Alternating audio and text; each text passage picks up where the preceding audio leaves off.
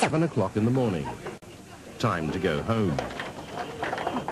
This was a legal rave, licensed by the local authority, where the £20 tickets promised no illegal substances.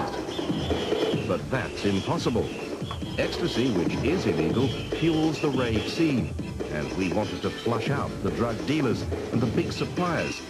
So we got down to basics. With an E for ecstasy in the title, we set up shop and advertised a rave in print and on radio. Basic Productions are building the rave arena to rival all others. Put the heat back in the scene with Basic, to be held in lead style. Not that we really wanted to run a rave, but because we wanted to see who would want to supply the E. The best security, ticket outlets, And it worked. DJs, sound and light, willing. In Holland, a step beyond the dealers to the producers and the wholesalers who dominate the European market. This is Sean. This is Mr. Rogers. Hello. These men were keen to sell us 100,000 tablets, worth £2 million at raves back home. Adding more fuel to the fastest growing and arguably the most worrying drug scene in Britain today.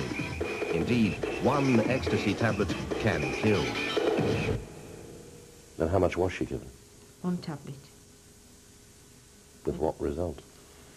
Well, it was devastating. If you could have seen just what it did to her body, it was unbelievable. Just unbelievable. Destroyed her. It All the organs in her body. Yeah, every organ destroyed. She bled from every outlet. Her body swelled up to at least 3 times its size. It looked as if you put a pin to her that she would burst. She never opened her eyes. She was on a life support machine, kidney machine. I've never seen so many tubes on one person in all my life. It was devastating to sit and watch. Children today should see something like that. They perhaps wouldn't take it then. Claire Layton was just 16, and she was killed by an ecstasy tab, either available as a capsule or as a tablet, just like the ones we bought for around £20. Ecstasy is based on a chemical called MDMA, which has the effect of causing the body to abandon its natural limits, to become hyperactive. And that's why devotees can dance all night. There's no doubt they enjoy themselves, as they're entitled to, but they don't seem too bothered about the risks. And the risks are real, not just the invention of middle-aged killjoys. Ecstasy, like heroin, is an illegal Class A drug. Raves and ecstasy combine into one culture, where fairground rides are almost obligatory. Of course, not everyone here takes E, but those that do say these rides get E into the system much more quickly. Vicks Vapor Rub is part of the culture too, although it's on sale at double the shop price. Vicks heightens the buzz, they say, especially if it's smeared inside a face mask. E-devotees also know the drug tightens the jaw muscles, so they suck dummies and chew gum. The E-takers tell you that to appreciate all this, you have to be high. That's what, they say, gives the noise, the lights, the whistling and the frenzy even greater effect.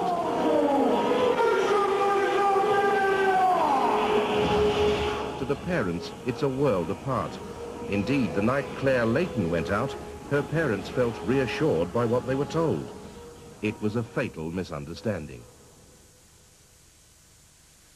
I collected her from work, brought her home, she went upstairs, got out of a shower, got changed, come down, she gave me a kiss.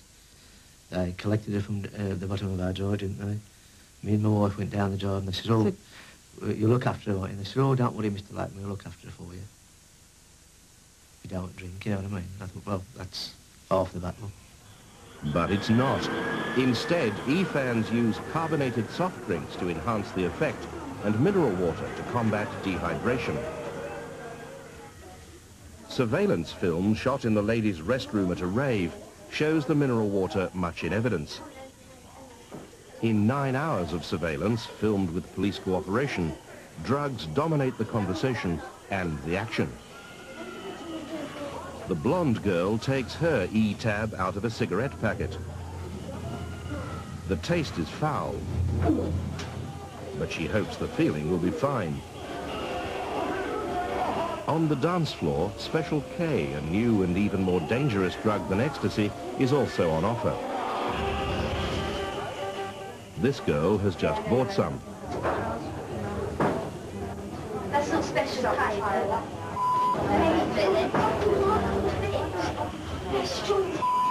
Really comes and get it. Good capsules, aren't they? They make you really...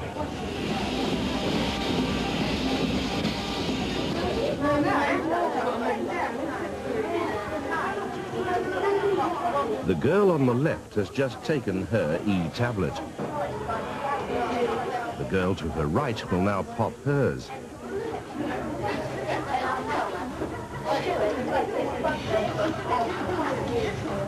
There are perhaps 500,000 users of ecstasy in Britain today.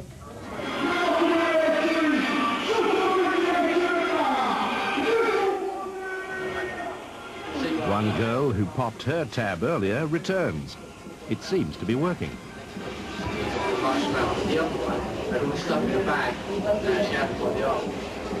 So it's back to the dance floor to let the music take over.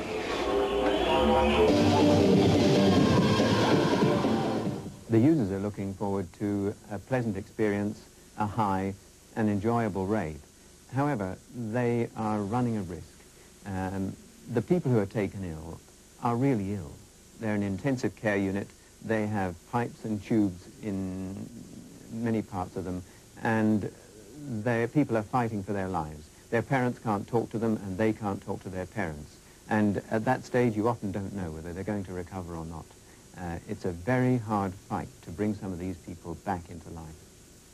Betty and Graham Brown mourn a son, aged 18, who took just one tablet. It's not easy to describe, but at one point I asked the nurse if he could hear what we were saying. And she said, when people are in a coma, the last thing to go is the hearing. And we were talking to him, and my daughter said, look, Mum, he's crying. And tears were coming out the corner of his eyes. As if to say, we're sorry, Mum. I'm sorry, Mum. I'm sorry, Dad. And a few seconds later, he died. Gwen Hutchinson's son also died, another victim of ecstasy. Well, it's hard to define what he did with what he was. I mean, I can remember nothing bad about him. Nothing at all. He was a lovely boy, and I loved him, and he loved me, and he loved all his family. He loved all his friends, too, and helped them all he could. And I miss him very much. In fact, we all do. It's terrible to think that he's gone. He ain't going to open the door anymore. But her story is different. Her son was an ecstasy dealer, one of the biggest ever exposed. This was the first major seizure of ecstasy in the country. Police found 100,000 tablets concealed in 3 jerrycans and 2 holdalls in the boot of the wrecked hire car. They'd been smuggled in by sea. They'd been brought in by Jonathan Hutchinson, who beached the boat here after a bad crossing from Holland. Jonathan and 2 brothers were taking the E to the London dealers they were supplying, but amazingly, Jonathan took an E himself before he drove. 4 of Mrs. Hutchinson's 5 sons. Jonathan is dead, Dan is in jail, and so is William. So Sam agreed to help us expose the men who sold them the drugs in Holland. Don started with cannabis, yeah, and then as he progressed, got some money behind him, he went on to the more exclusive, harder drugs. What sort of money are we talking about? Oh, hundreds of thousands of pounds. And what quantities? With ecstasy, 30,000 to 100,000 tablets, depending on how he was going to ship it. Sam says he was not involved in drugs himself. He strongly disapproves.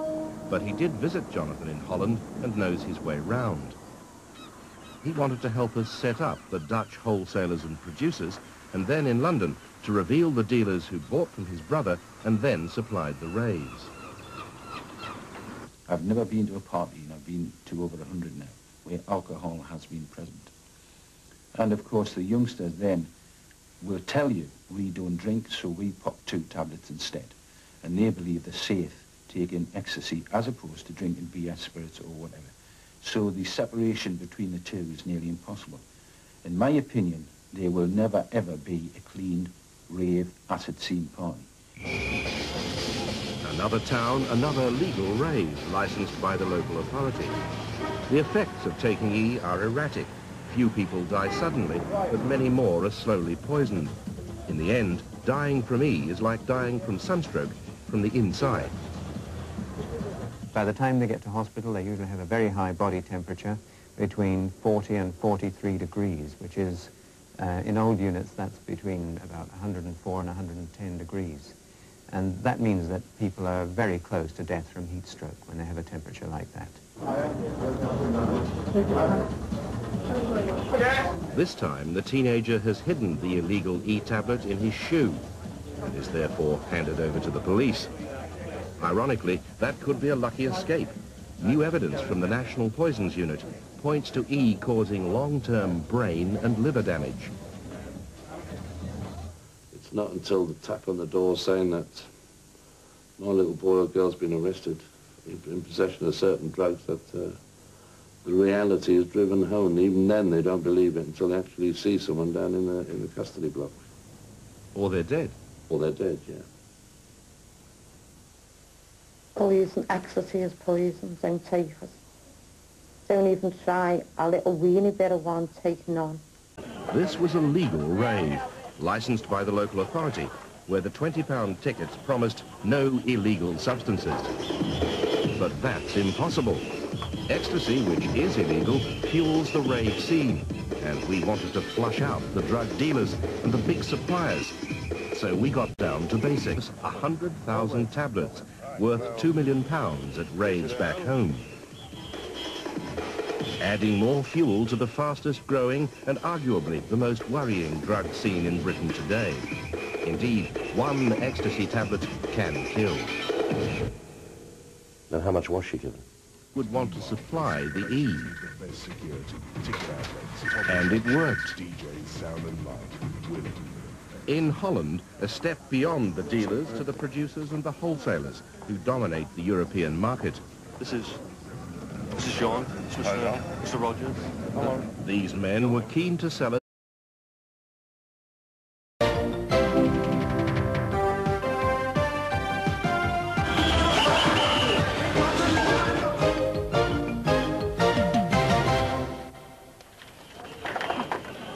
Seven o'clock in the morning. Time to go home. With an E for ecstasy in the title, we set up shop and advertised a rave in print and on radio.